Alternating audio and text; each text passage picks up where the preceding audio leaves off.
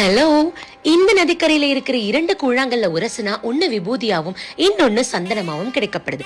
இந்த கோவில் தான் சரிதேவி தட்சண யாகத்தில் உயிர் பிரிந்த ஒரு தெற்கு கைலாயமான புண்ணிய கஷேத்திரம் கொட்டியூர். ஆமாங்க, இது ஒரு புனிதமான காதல் கதைன்னு கூட சொல்லலாம்.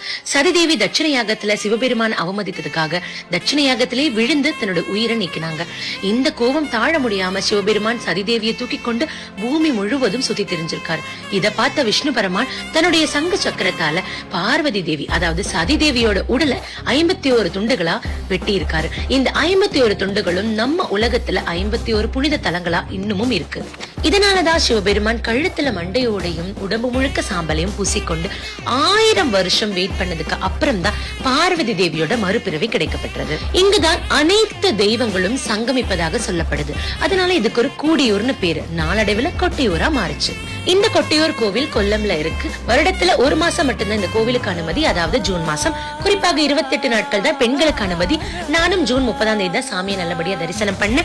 இங்க இருக்கிற நதிக்கரையில குளிச்சு ஈர துணியோட தான் சாமியை தரிசிக்கணுங்கிறது ஐதீகம்.